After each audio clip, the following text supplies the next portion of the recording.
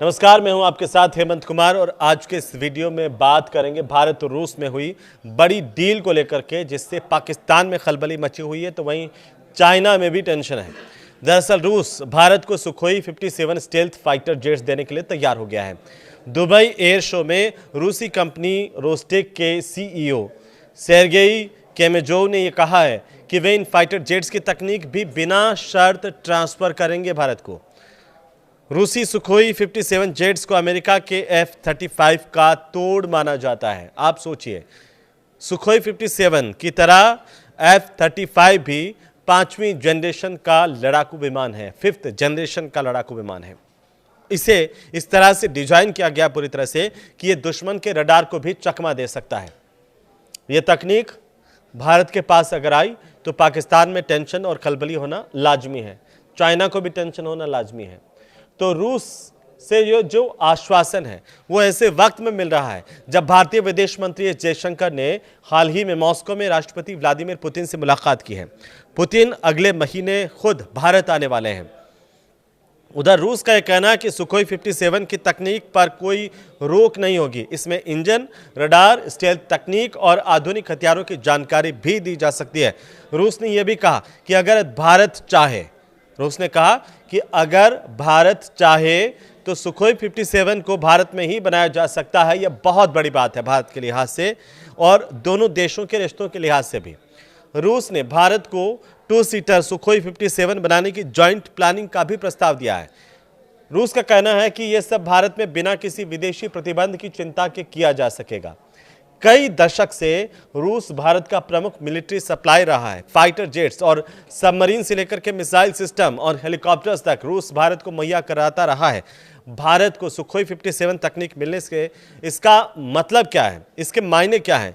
जरा इस बात को समझिए कि सुखोई 57 तकनीक अगर भारत को मिली तो इसका मतलब है कि भारत भविष्य में अपना सुखोई 57 वर्जन बना सकता है, तकनीक को ट्रांसफर कर सकता है। यह कोई सामान्य बात नहीं है, खासतौर पर जब लड़ाकू विमान जैसे हाई एंड डिफेंस सिस्टम में।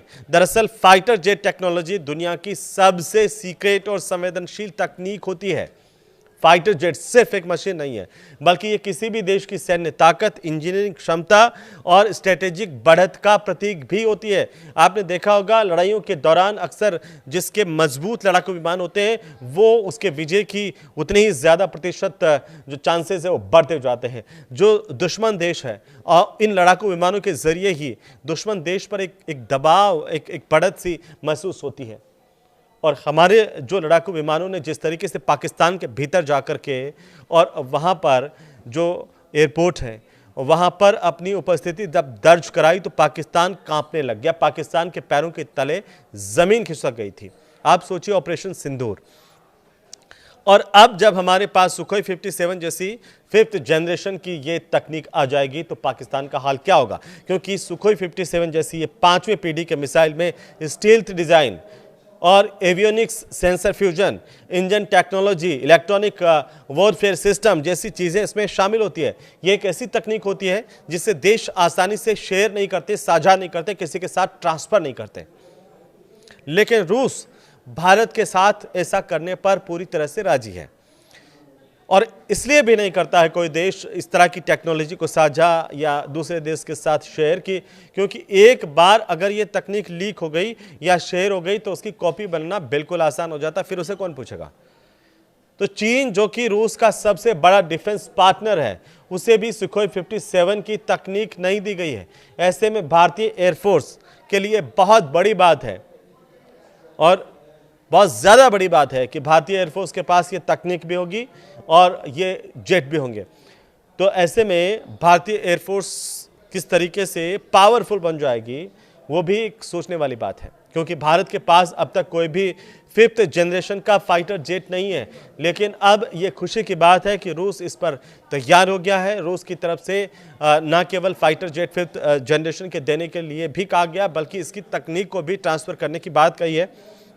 तो देखिए, सामान्य सी बात है कि दुश्मन देश में पाकिस्तान में हड़कंप मचना इसे लेकर तय है और वो देश जो बाकी दूसरों को डराते हैं, चाइना, वो अपने तकनीक के दम पर, जिसके पास अभी तक खुद के पास ये 5th जनरेशन की तकनीक नहीं है, तो उसका भी कांपना लाजमी है। अब आखिरकार ये जब डील है, ये डील जब कंप्लीट होती है, तो इसका दुनिया के सिनेरियो पर क्या असर पड़ने वाला है, दुनिया के देशों की सोच में भारत के प्रति क्या जो प्रभाव पड़ने वाला है, ये भी देखने वाली बात होगी। क्या भारत और जो रूस के रिश्ते हैं, जिस तरीके से मजबूती के साथ आगे बढ़ते अब तक आए हैं, वो और ज़्यादा मजबूत होंगे और पूरी दुनिया में एक नए रिश्तों के तौर पर उभरेंगे, ये भी देखने वाली बात होगी। ये वीडियो आपको कैसा लगा हमें ज़रूर से बताइए। नमस्कार।